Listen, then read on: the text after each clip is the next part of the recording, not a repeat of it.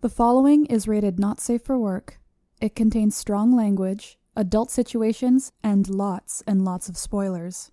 Discretion is advised. In the criminal justice system, cinematic-based offenses are considered especially heinous. The dedicated attorneys who investigate these villainous films are members of an elite squad known as the Reels of Justice. These are their stories.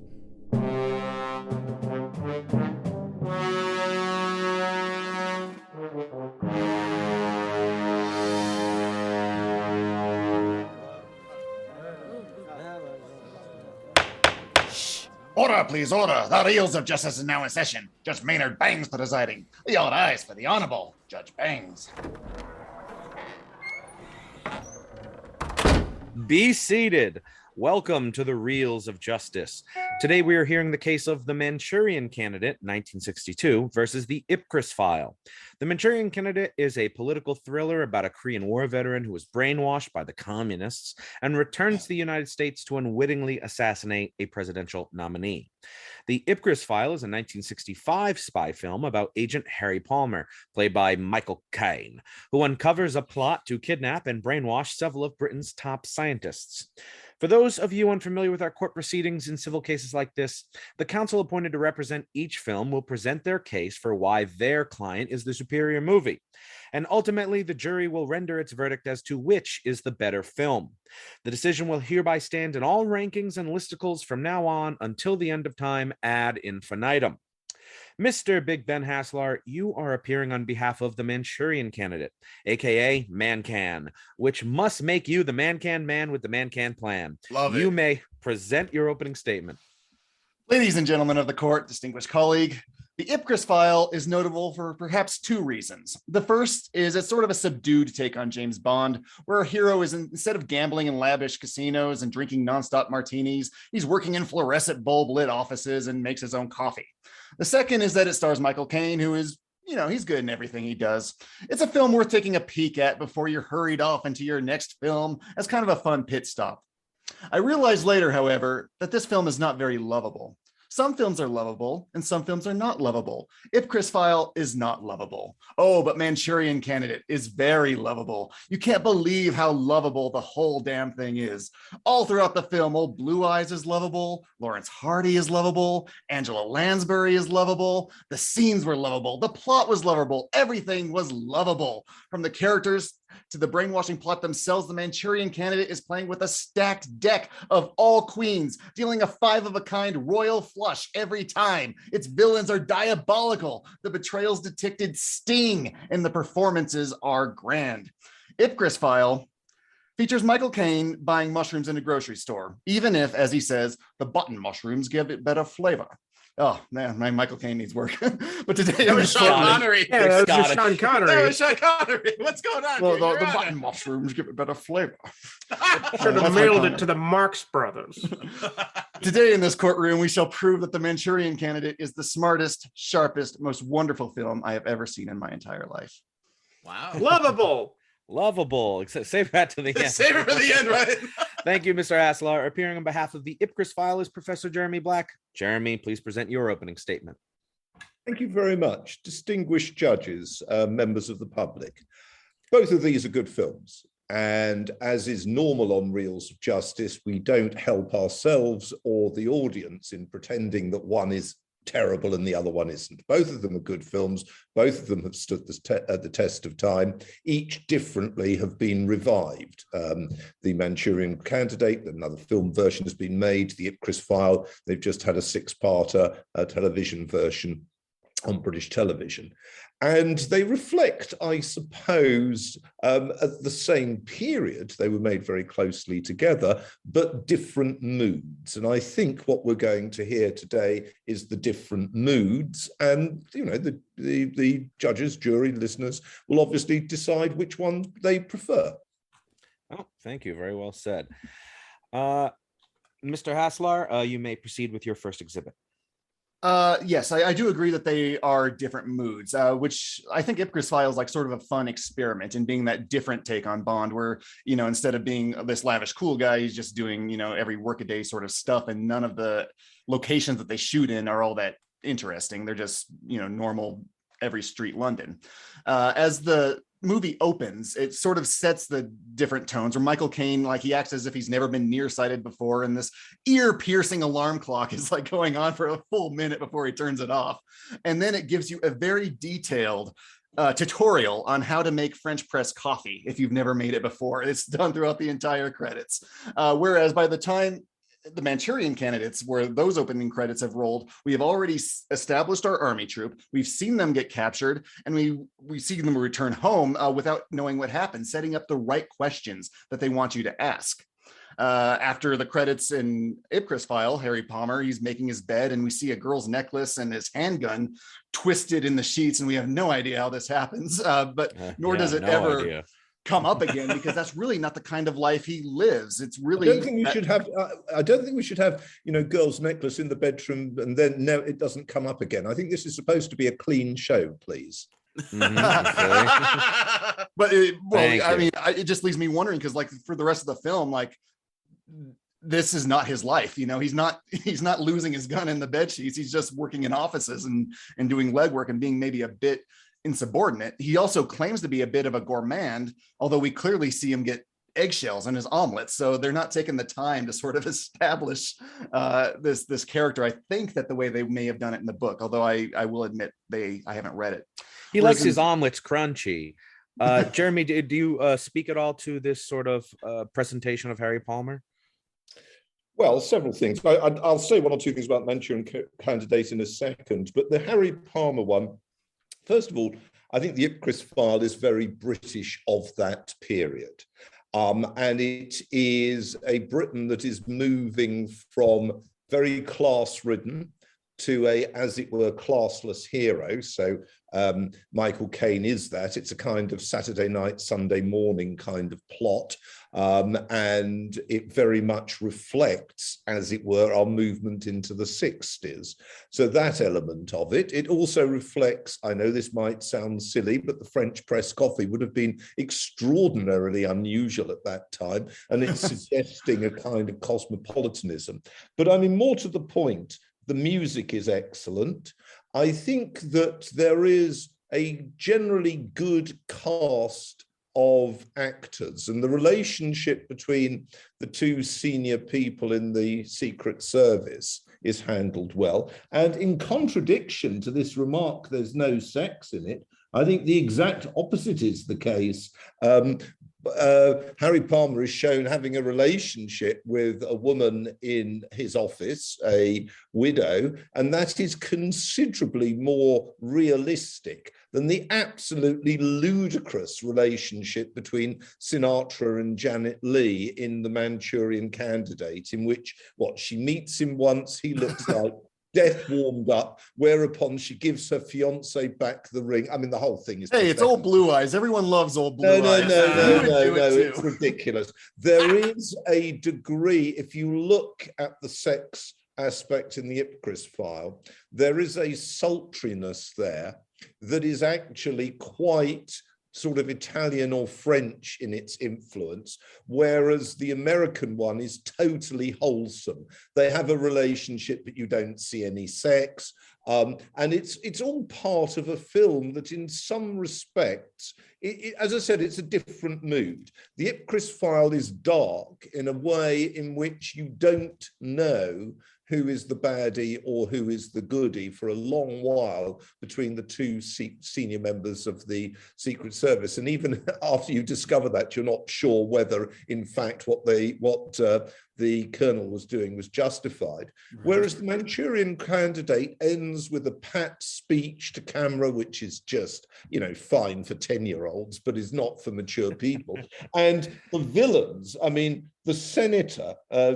Before we get into the villains, I want to throw it back to Mr. Haslar to either respond to the two different relationships in the movie, or bring up another point if you like. I will grant you that Janet Leigh, like falling for Blue Eyes out of nowhere, that's my one issue with it. But every other relationship does, I think, stand out very well, particularly with Angela Lansbury, who's just, this person who's just interested in herself and elevating herself up, and sort of she pretends to care for her family, but it's really just to elevate herself up. And you see the twisted way she gets her hold on her husband and her her son in the way that she does this. And towards the end, it just gets absolutely heartbreaking when we kind of learn that she's involved in it. The spoilers, but that was thrown at the beginning. There's nothing in Ipcress File, I think, that hits that level of painstaking stakes. So you're saying the reveal of Angela Lansbury as the baddie is more powerful than the reveal that not the colonel, he wasn't the colonel. Major. Dalby. I can't remember his rank. Yeah, but Dalby, I think he's a major. Major, yeah. Jeremy, do you like to speak to that? You were about to talk about the villains, between the reveal of the two villains in each film? Well, I think Angela Land, I think she plays it very well in an amusing fashion. But again, she's overacted, isn't she? I mean, it's all painted with no real subtlety. And in fact, one of the characters, I think Dr. Lowe, King Ding, or however he pronounces his name, refers to Dr. Fu Manchu. I mean, it is a Fu Manchu kind of film. And Fu Manchu was coming out yet again. There were more films in that genre of that period. You know, it's fine. It's completely over the top. And I think if you like that, and it's fine. Lawrence Harvey, good actor, but again, plays it totally over the top. And I just found it all a bit ridiculous. But I mean, it was an amusing take.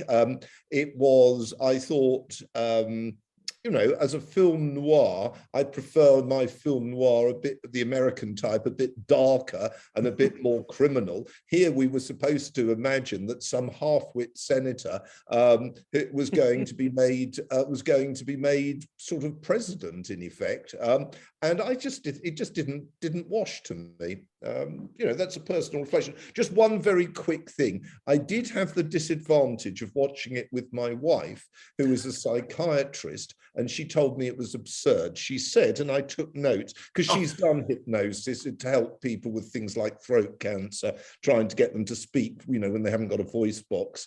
And she said, 10% can be easily hypnotized, but 10% can't be hypnotized. She said that the idea that you could hypnotize an entire patrol was absolutely absurd. And she said, if you do hypnotize somebody to do something they really don't want to do, like shooting the mascot, they will snap out of it.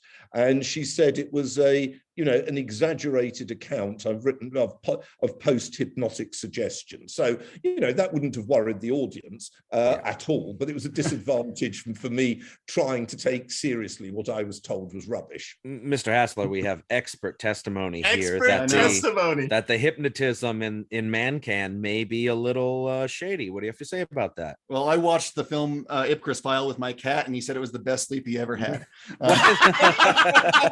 No, let's compare the brainwashing. Because in the Ipcress File, the brainwashing is sort of suggested maybe midway through. We don't even really know where the plot is going. Whereas in Manchurian Candidate, it's front and center. It's established as a suspension of disbelief early on in the film. So you build everything off from that. Whereas in the Ipcress File, like, it's sort of everyday work a day sort of thing halfway through. And then all of a sudden this weird sci-fi plot comes out of nowhere, and they're zooming in and out of cheesecloths and doing like sci-fi noises like from Star Trek and stuff. It's very jarring as far as setting up. That's what you try and do if you're trying to break somebody's mind. You try and disorientate them. I mean, what they're showing is how you try and brainwash somebody. Interestingly enough, in the Manchurian Candidate, and I thought the passage with the women's meeting was really quite witty. I thought that was really very witty. What you don't see, and this isn't a criticism, it's not a criticism, it's just an observation. What you don't see in the Manchurian Candidate is how they brainwash them.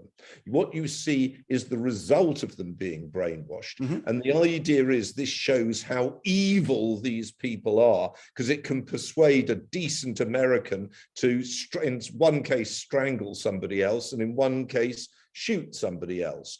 And you're supposed to think, this is terrible. Well, it is terrible, but it's all a bit over the top. On the other hand, what you could say is, that kind of cheesy plot is about right for audiences that had seen films like Dracula Meets Billy the Kid. It's in a sense another stage of the same kind of thing. Frightened me to a certain extent. I think that them not showing the brainwashing like leads to this advantage, because there's like sort of a level of mystery as to how they do it. They know if they showed it, like, you know, all the army people like strapped up to chairs or something, people might find it a bit unbelievable. Whereas the scene that they do set up where they're like kind of switching in between people's perspectives, where we do see the communists and the ladies talking. Yeah, then that's very clever. I liked that. I thought that was one of the strongest sections in the film. The court agrees. I assume, by the way, that, I mean, all films are edited, so, you know, I'm sure, but I assume that they, you know, how they get rid of the body servant, as it were, the valet, Lawrence Harvey's valet, the senator, and he sort of plays a major role, and then he sort of disappears. And I assume what they've done. Blue Eyes put the pound on him. Well, yeah, but they didn't kill him. And I assume what happens is they decided to develop that character and then sort of dropped him, and in fact put Angela Lansbury more prominently from then on. And that works. It doesn't, you know, I'm not saying that as a criticism. It's just interesting as it flows. I mean, on the Ipcress File, what's rather extraordinary is the idea that that very well manicured individual, you know, was an Albanian. I mean, that was pretty ridiculous as well. You know, there are ridiculous elements in both films. Yes. Stipulated. like Ipcress is an abbreviation of induction of psychoneuroses by conditioned reflexes under stress, you know, instead of IPCRUS, which still spells Ipcress. I don't know why they didn't just do the under it. Yes. And what's confusing to me is like it's under stress that he gets hypnotized, but he's using stress as a way of breaking the hypnosis because he's causing himself pain in order to distract himself from being hypnotized. But, yeah, but that would work, actually. Sticking a nail or part, you know, sharpened part of a bed spring in yourself would actually work like that, because it actually, the physical pain takes over from the mental suggestion. I mean, no, I mean, I thought it was, as I said, I think they're both interesting films. And to just indicate to you that I'm not some kind of time warp individual, you know, I'd obviously saw it when I, you know, years ago in the 60s. I then re-saw again for the second time Funeral in Berlin. And interestingly enough, I had remembered Funeral in Berlin as a film I preferred to the Ipcress File. But watching them again, both, I actually thought that the Ipcress File worked better than Funeral in Berlin. And I think partly it's because it's poised nicely as social commentary on Britain in that period. Now, it's not a criticism of the Manchurian Candidate to observe that it's not really about social criticism. It's about political criticism. It's about criticism of McCarthyism. It's about a call for a sort of Republican Party that doesn't have a, you know, a Birch Society side to it. It's you know, it's a sort of Rockefeller republicanism they're calling for. And that's not, and so it's a political point.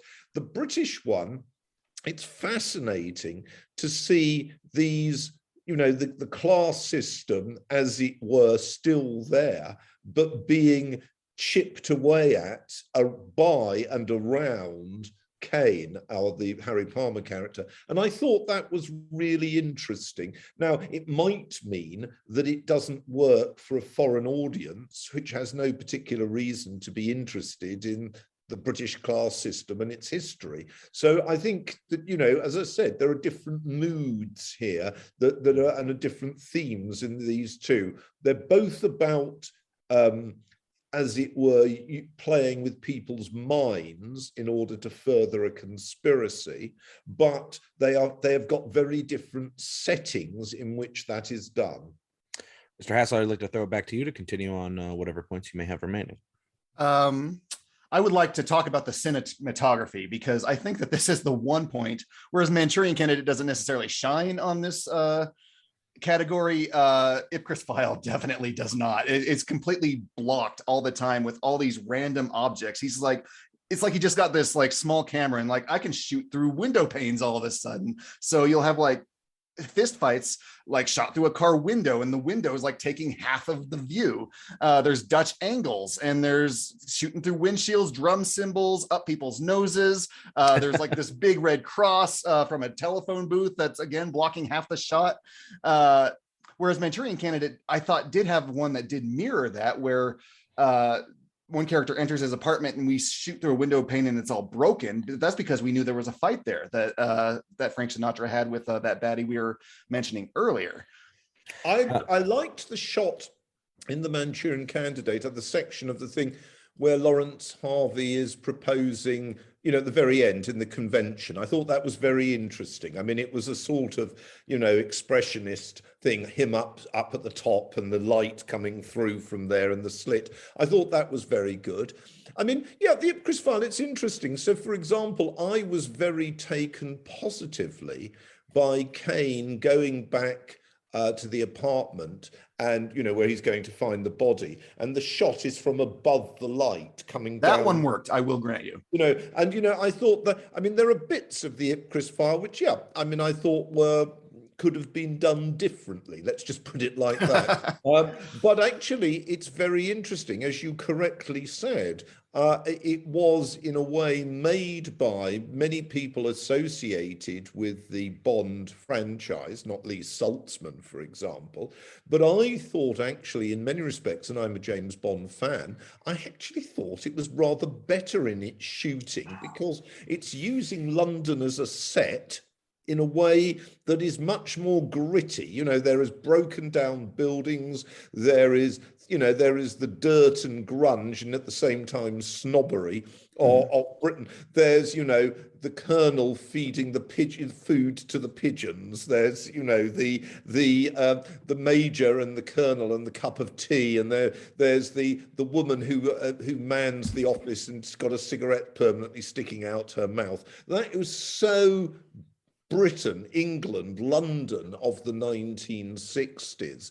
And I think much of the audience would have been able to identify with that. This is what's going on round us, down from the scene at the beginning where, you're going towards the railway station and then the killing at the railway station. Whereas, I don't know, it's not a criticism to say that the Manchurian Candidate is a bit like the Philadelphia story wanders into politics. Everybody is extraordinarily, the senatorial background is very wealthy. There are people by the lake. There are, it's an opulent America. And a very, there's the conspiracy there, and this is all sinister, but the assumption is get rid of the conspiracy and America will be just fine and dandy, which may be telling us. We'll see. The assumption in the film, whereas the assumption in the Ipcress File is, and I think you were right to say in some respects it's a more disturbing film, the assumption is you get rid of the rotten, crooked major, and it's still a society which has innumerable problems. It's almost like they're setting up for a series, though, where they want him always going up against bureaucracy. And I also think that the sexual relationship in the Ipcress File between the widow and Harry Palmer is distinctly, and who is she working for and who is she reporting to? It's, and is she having sex to basically file a report? It's distinctly more adult in many respects than, the rather naff relationships shown between Lawrence Harvey and the girl he then marries and then murders, and Frank Sinatra and the woman he forms a kind of Doris Day kind of love affair with, sort of no sex please, but let's all look at each other in a kind of lingering fashion. And they're for different moods. I think they're very different moods. The Ipcress File is a more adult one. The Manchurian Candidate is a brilliant film for children who want to believe that all evil comes from sinister Chinamen and nasty-looking Russians. What do you have to say to that, Mr. Haslar? My cat slept through that one too, so it's not for cats either. But I think the point I want to hang my hat on is the performances, because I think that that's the queen of diamonds to Ipcress's two of clubs. I fully admit that Michael Caine delivers a decent one, and to some extent his boss does, the one that turns up evil. I don't know that the other one does. His co-star in Zulu. but nobody else does. Everyone else is a bit unmemorable. His paramour is just sort of bored when Palmer, like catches up to her in his place. The villain doing the brainwashing. Don't you think that's a very adult thing as a matter of interest, though? To be bored? No. Yeah. Don't you think that's very adult? Instead of pretending. If I broke into someone's place and they opened the door on me, I'm not just sitting there. Anyway, go on. Sorry. Yeah, and the villain doing the brainwashing, he acts like he's in a board meeting the whole time.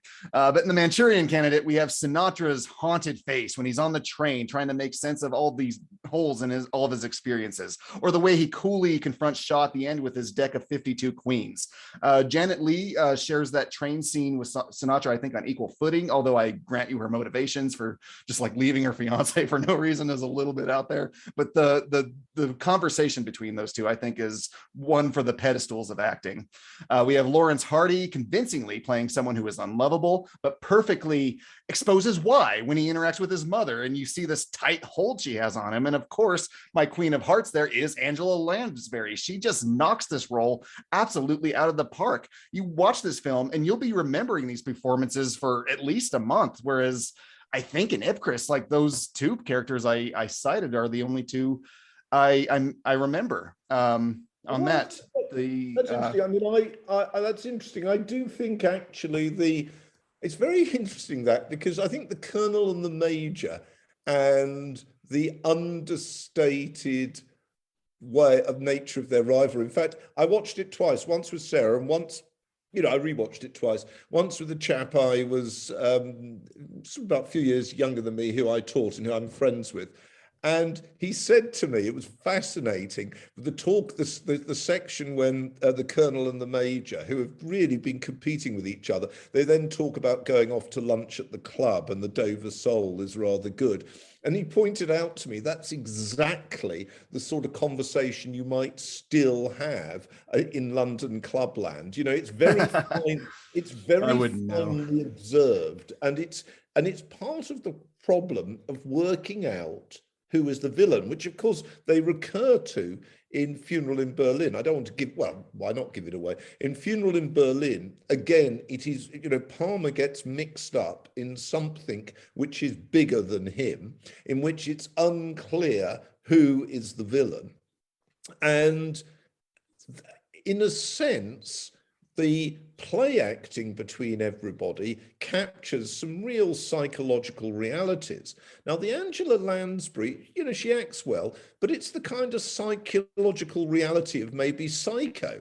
I mean, it's not the real world. It's the sort of weird people in hotels that you wander into in some disastrous thing. Nobody would have survived, with that couple, the husband and Angela Lansbury. It just wouldn't have happened in the political world. The very fact that MacArthur was destroyed, not MacArthur, McCarthy was destroyed politically when he had a go at the military was, I thought, an exactly interesting count. Whereas this one it's about an American nightmare, really. And as a nightmare of the mid-60s, it's fascinating. But I don't think it takes you much beyond the realms of nightmare. And I think it's particularly interesting that none of the villains are credible. Angela Lansbury isn't credible. As a possessive mother, in a sense, destroying her son, she's not really credible. And the foreigners, I don't think, are credible either. And I just would have preferred, a bit more maturity. But then on the other hand, they're trying to produce a mass film, and they have this marvelous sentiment at the end where we're all supposed to rise to our feet and applaud, as Sinatra tells us how we ought to behave. And, you can see that, whereas the old Britain is there with sinking cynicism. So I can understand the American. It's the kind of mentality which helped to explain why America went into the Vietnam War, the Manchurian Candidate. So if you think that the Vietnam War is a good thing for America to have got involved in, then I think you should vote for the Manchurian Candidate. Oh, that's a lot of precedent. No. If on the other hand, you feel somewhat resistant to President Trump's characterization of Europeans as awful people, then you maybe should vote for the Ipcress File. Oh, wow. Mr. Haslar, do you have anything before you rest? I will close on the performances. Thank you. Jeremy, do you have any additional points you'd like to make before you rest? I would like to say that I think the music is very good in the Ipcress File. And John Barry. Yeah. Who he did the first 11 Bond films, right? Yeah, I just think it's very good. And I think it helps to set the tone and the kind of insinuating way in which you get into this idea that here is a society that is trying to modernize in part. All right. Well, both sides have rested their cases. The attorneys will now present their closing arguments. Mr. Haslar, you may begin. Tell you what, guys, my closing argument is kind of boring. So why don't you all play some solitaire to pass the time? Now listen to me. You are getting very sleepy. Focus only on the sound of my voice. You will obey my voice and trust me implicitly. Listen to me. When I snap my fingers, you will all awaken, go into that jury room and deliver a verdict in favor of the Manchurian Candidate. Listen to me. You will also think that Ben is your best friend and that you want to send him all your Toho merchandise. You have from the Criterion sets to the original VHS tapes to the thousands of dollars worth of collectibles. You want to bump his weekly recommendations to the top of your list, even when they're hard to find, like it's a summer film. You will proclaim him the best cinephile there ever was. Listen to me. You will do these steps in order and you will do it now. Huh? Oh, must have. You should be on the film. I thought Sinatra. Yeah, Jeremy, you may present your closing argument as well. I thought Sinatra was very good, and I thought it showed what a great range he has, that he can play so many different roles. I think that nobody is to blame for the script they're given. I felt that he was given a rather simplistic script. I thought Kane, who has produced some terrible films in his career, usually it's because the script has been rubbish. I think, as it was, for example, for the $1 Billion Brain, the third of that sequence. But I think in the Ipcress File, he was given a very good script which argued to a society on the edge, confronting the, as it were, obsolescence of much of the old order, and an engagement with a modernity, whether in music or making coffee, which it couldn't cope with, although he does know how to make an omelette, which would have made him very different to most British men of that period, even this age. I think that I would say that without wishing any particular harm to the Manchurian Candidate, I mean, it's a reasonable film of its type. I found it too simplistic. It's billed as film noir. I like my film noir a bit more noir. And from that point of view, I felt that in the Ipcress File, not knowing till quite late what is going on actually worked better for me personally, and I would suggest would work better for quite a few of the audience. Well, thank you both. Members of the jury, Mr. Maynard Bangs, Mr. Dylan J. Schlender, and the kindest, warmest, bravest, most wonderful human being I've ever known in my life, Ryan Luis Rodriguez. You have all heard the facts concerning this case. It is now up to you to determine which is the superior movie. The bailiff will escort you to the deliberation room to render your verdict. I think I'm all right with brainwashing. I've often been told I have a dirty mind. Oh, jeez. There you do, bailiff, you do. Fantastic case, two great movies, two great lawyers. It kind of put me in a mind of the Long Good Friday episode we did with Jeremy, where I think in that episode, Jeremy did a very good job of contextualizing the movie and how it fit into British society. Because when I was watching Ipcress File, I think I was missing some of that context. So him able to backfill that was really good. I think Ben brought up a lot of good points that I agreed with about the Manchurian Candidate as well. So we have two good cases here to discuss. Ryan, what are you thinking? I think that Manchurian Candidate is a great movie, whereas Ipcress File is a good movie. Okay. Manchurian Candidate is the granddaddy of paranoid political thrillers and not noir. It's definitely a political thriller.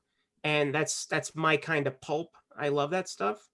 Whereas Ipcress File, I lost interest a couple times. I actually got up and did some chores. Just like Michael Caine did. I paused it, but I did some chores. Yeah. And the thing that I found really interesting is that I found the brainwashing in Manchurian Candidate, for all its convolution, somewhat plausible because we didn't get to see how they did it. So we can't say that it's science fiction. Whereas Ipcress File has a literal brainwashing box that you step into, and it becomes less psychological and more science fiction. And it's a weird tonal shift to go from this more real world spy movie into flat out science fiction. All right. Maynard, what are you thinking about the case, about the movies? I agree with you as far as the comparison to like when we did Long Good Friday and Lock, Stock. We have movies with similar subject matter that have different moods, different frames, and like they're very different feeling movies. I do agree Manchurian Candidate's really over the top, whereas Ipcress File is a lot more subdued. What I liked about the Ipcress File was that it was kind of like a Bond light. And so if you really like the Bond films, it's an interesting look at this other agent who is, not as big and flashy as Bond. He doesn't necessarily save the world. He saves the day. Of course, Caine is excellent, but I do have to agree with Ben that everyone else kind of leaves my mind quickly. I mean, I know the roles they had, but like that's basically that's a production led by its leading man. Whereas I think Manchurian Candidate is much more about its ensemble. There's a lot of great performances, and yes, they're over the top, but the movie was over the top, so they colored it in just fine. The beginning scene with the women's like flower club, where it would keep cutting back to what the hypnotized men would see, where they thought it was, old women in a flower club, cutting back to it really being a room full of communists who had brainwashed them, was brilliant. I wish the film had kind of kept doing it. Like I'm going to interrupt because I agree 100%. That was the strongest part of Manchurian Candidate, and for them to kind of just top load the movie with that. You get the end where the banner's flaring up, and that's a great shot. But yeah, that's it for me. Like I expected Angela Lansbury, when she was giving her son orders later, to actually be one of the communist hypnotizers who had just simply made him like a suggestion that it was Lansbury. That's clever. Yeah, that's yes, and that it's same thing with the weird girlfriend who had left him, right? And even moments when he's talking to Sinatra, like you're not actually talking to Sinatra, you're talking to one of the commies who's been giving you stuff. Now he knows your weakness. He knows this girl you were in love with for a year. Now you're going to start getting orders from your girlfriend, because we know these are the people you trust and will obey. And they left all of that on the table. They really did, yeah. And the other stuff I didn't like about Manchurian Candidate, if you look at the goals, right? The goal of the Ipcress File was to brainwash scientists into no longer being scientists. It's accomplishable. It's doable. It's a practical way to eliminate these resources within the British Army. You look at the Manchurian Candidate's plan. One, even if it went off without a hitch, and this guy assassinated that nominee, he's getting caught. And we are not going to nominate the father of the assassin. And he's certainly not going to go through and win a general election. He's going to lose really badly. Yeah, they could have picked anyone else in the world to make their assassin. And this was the worst choice. And I think Jeremy brought up a good point, because this senator was clearly modeled after McCarthy. And when McCarthy did go after the army, that's where that famous line that took him down. It's like, "Have you no sense of decency, sir?" Is what the I think it was the Solicitor General, I forget his name, said to McCarthy, and that destroyed his career. And this guy already yelled at the army guy at the beginning with Frank Sinatra, and that didn't destroy him. So when Jeremy was describing this as like, oh, this is a political nightmare, it's like, yes, it is a nightmare, because we saw some of this bad stuff actually play out in real life. And these people got no traction. Like he was talking about the Birch Society being expelled from the Republican Party. Like that happened. You know what I mean? So it is like this worst case scenario, but it's a couple years too late, like just historically. So I thought that was a very good point Jeremy made, which, makes sense because he's a historian. So here's some more from Ryan. Brian, what do you think? I think this is John Frankenheimer at his peak. Jingleheimer Schmidt? Yes, Jingleheimer Schmidt, exactly. Like this is a fertile period for him because he has this, Seconds, and Birdman of Alcatraz, which is not exactly a thematic trilogy, although Seconds is definitely a paranoid thriller. But yeah, I mean, like I guess I see the faults that you guys are bringing up, but it's not enough to sway me. So I'm gonna go Manchurian Candidate. Okay, I respect that. Maynard, what are you thinking? As much as I loved the big stuff from Manchurian Candidate, I feel like they left ideas on the table. I feel like the you should have never known who was really speaking and who you could have trusted in Act 2 and 3, and they never really played on that. Everyone who was speaking actually was them. Like Angela Lansbury actually was a communist. Why? She's like a debutante rich woman. Why would she throw in with the commies? Like her life would have been terrible after that. I really enjoyed Michael Caine as Palmer, and it makes me excited to see the rest of the Harry Palmer movies. I do think that name is a little questionable, though. Harry Palmer. They should have just called him Jack Hoffer, right? I mean, it's that tasteless of a name. But it makes me excited to see his movie again. And if I'm gonna watch one of these movies again, I bet it's Ipcress again that I'll watch. So I'm gonna go with Ipcress File. All right. Okay. So it comes down to me, the foreman. And, I was very 50-50. I love spy movies and these kind of thrillers. Like The Lives of Others is like one of the best movies ever. And, that's really, you see a lot of like kind of Ipcress File in something like that as well. And I'm just looking at the case, and I think Jeremy just won the case today. I just think his ability to put these movies in their proper context. Again, it was very redolent of the Long Good Friday Lock Stock episode, which everyone should go back and listen to as well. Between that and this, Jeremy gives you a complete masterclass on like late 1950s, early 1960s Britain. So I'm also going to go with Ipcress by a hair because Manchurian Candidate was very good. Like I would love to read the book, and it did kick off a lot of those political thrillers, which I'm sure we'll talk about more as the show goes on. But I think Jeremy wins the case today and with his points. So that's what I'm going with. So let's go out there and tell that very handsome judge. He's very handsome. And very handsome. Mr. Foreman, have you reached a verdict? We have, Your Honor. In the case of the Manchurian Candidate, 1962, versus the Ipcress File, we find in favor of the Ipcress File. The verdict is so rendered. The Ipcress File is the superior movie. I hereby order that the Manchurian Candidate be held in isolation without food or water for several days and undergo reprogramming until it's a better movie. Court is adjourned.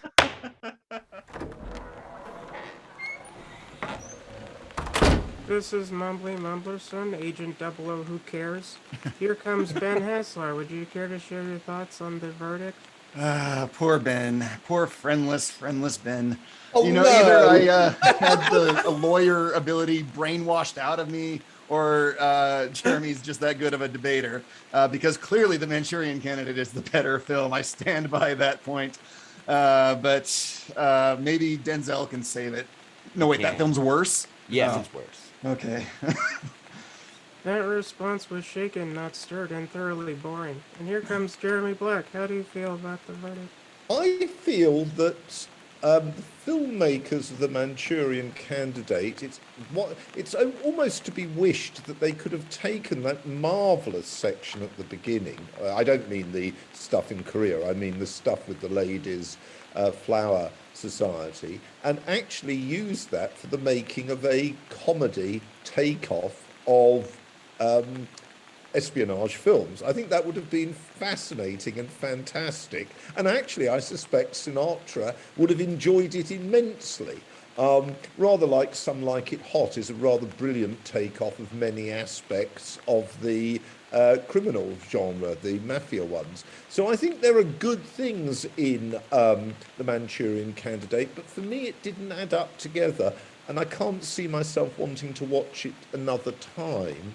Whereas the Ipcress File, I've now watched 3 times, and each time I watch it, it's the nuances between the candidates, some of which are understated and underplayed, and I like that. And that was definitely missing in Bond. Bond, I'm an admirer of the Bond films, but generally there's no understatement in them. So I think I'd like to thank the judges. I think that they responded to the better of the 2 films. So thank you very much. And I particularly hope viewers will watch and also listen to the music. I think the music is really good. And I think in many of the films, one of the things we all ought to think about a bit more is the sound effects as well as the visual ones. I guess that was technically a satisfactory answer. Let's go back to the studio to brainwash ourselves into thinking any of this matters. I love Mumbly. Poor Mumbly. He's so sad for great. whatever reason. Great case, Jeremy. Well done, both of you. You really. know what struck and Ben, of course, obviously. Yes. But Jeremy won, so he was better. That's true. But no, good job, Ben. You did a good job, and I think you highlighted a lot of stuff that was good on it. But one thing that struck me, when you're talking about Funeral for Berlin, it'd be interesting if we do a Bond Harry Palmer head-to-head in the future. Maybe we do something like From Russia with Love. From Russia with Love versus Funeral in Berlin or something. That's a very good idea, because I hadn't thought about that at all. Yeah, they're both the second films in those series, right? So. I hadn't thought about that, and they have a kind of there are. Hey, that's what they pay me for. I have a good idea. That's a good idea. Very good. Yes. So, Jeremy, what's been keeping you busy? You're working on several hundred more books. I'm writing. I've got one film to mention, a new one. A French one called Murder Party, 2022, set in the 1950s. It's on release in Britain. I imagine it's on release in America as well. And it's a gentle but rather witty interaction of murder and social and gender nuances. There's the quote. Sorry, I just made that up. Sorry. That's good. And I liked it. It's not going to get you to the edge of the chair, but I mean, your cat will enjoy it as well. I don't know. He stops it, please. It's beautifully shot. And no, I like it. I like French films, and I particularly like them when they're not trying to be philosophical. And this one isn't trying to be philosophical. Is it in French, so it's subtitled? Yes, I mean, but okay. That's not a problem. Some of us can read, Rob, so it's okay. No, because if you watch anything on a computer, either they've already subtitled it for you, or you can press a button and it's there. That's not a problem. Yeah, no. Have you seen this, Ryan? You heard of this one? I've seen the 2007 Murder Party, but I'd never heard of the French one. Yeah, it's just come out. Have to check that out. I'm sure it's got a French name, Murder Party. That is not how French works. That is how they're French.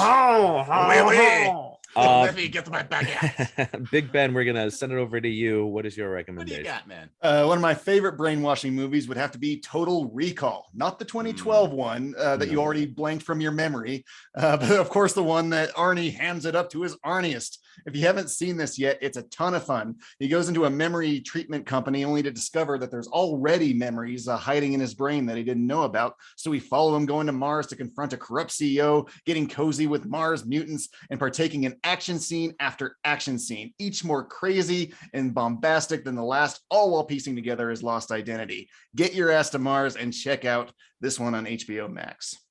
It's a very popular mutant in that movie, I believe. Oh, Quado! Quado's the best. Start the reactor. No, that's probably my favorite Arnie movie. I think. More than Terminator. I would go Terminator 2, but it's close. I mean, those were a lot of good choices. Predator kind of wins for being so simplistic, but the fact that they can drop Arnie into a clever sci-fi film and it remains clever. That's true. It's not a bad point. He has a lot of ways to screw that kind of stuff up.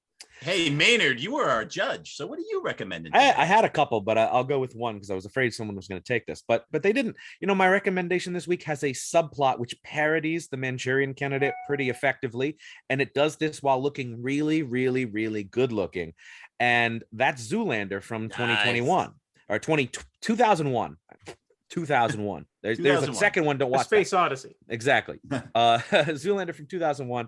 It's a comedy which does a deep dive into the very shallow world, see what I did there, of male modeling, which includes a lot more political intrigue than you'd expect. A sinister fashion mogul, played by Will Ferrell, brainwashes male models to assassinate influential figures.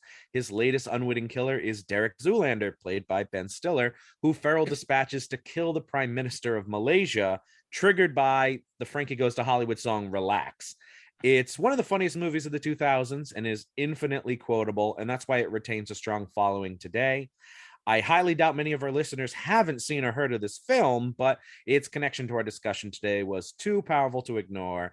So Zoolander is currently streaming on Paramount Plus. But why male models? Are you kidding? I just explained this. Not much to show, that's why. Yeah.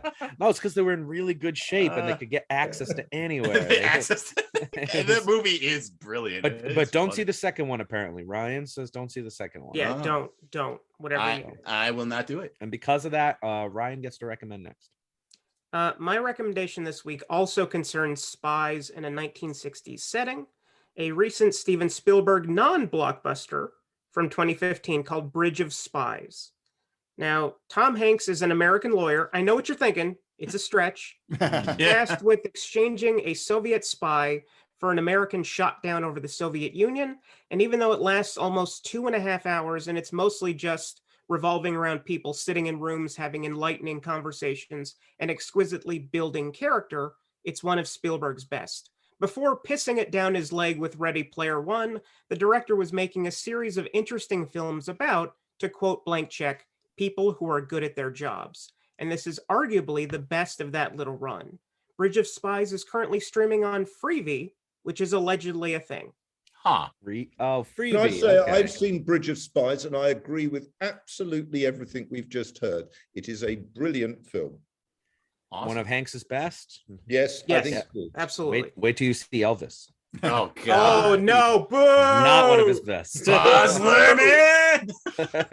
That's due on the show sometime in the future. I'm sure. Yeah, stay tuned for that. God, one. I don't want to watch it again. No. You shouldn't have watched it the first time. My Ben's spidey cat, sense tingled correctly. Ben's cat will never make it through that one. No. Schlenzer, No, why he's don't a you send Milo us on Notice home? guy. Well, okay, thank you, Maynard. With all this talk of assassinations and conspiracy, how can I not recommend one of my favorites in the genre, and that is 1974's The Parallax View.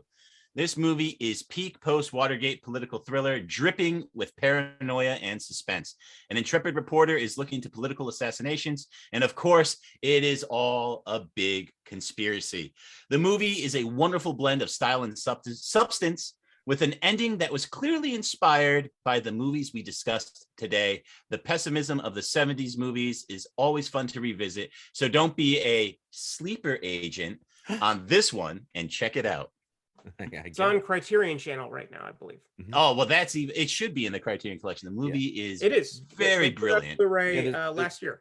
There's Very so many good. good like brainwash movies. Like I know we didn't get to mention like Clockwork Orange, right? But Clockwork Orange has got that great brainwash scene. And The Ludovico treatment. is Mel Gibson brainwashed in Conspiracy Theory? Is that like why No, he? he's Mel just- Gibson's conspiracy theory. brainwashed all the time through. But I meant in the movie though, Jerry. No, he's kind- just a there's a conspiracy kind theorist of- in the movie.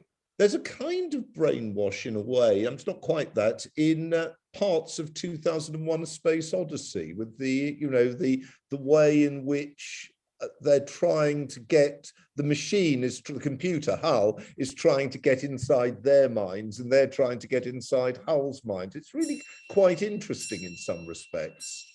That bell means we're all out of time. I don't know what that bell means. No, there's no, you're being summoned to a higher thing. This is the apotheosis of the film. There it is. Very good. Apotheosis. That's one I'm going to have to look up. Apotheosis. You're right. But yeah, that bell does mean we're all out of show. But we want to thank our guest, Jeremy Black, for joining us again. You're always welcome back. We'll have you soon for a couple head-to-heads, but definitely we'll do that Harry Palmer Bond showdown because I always wanted to do From Russia with Love, so that would be a great one with Funeral Berlin.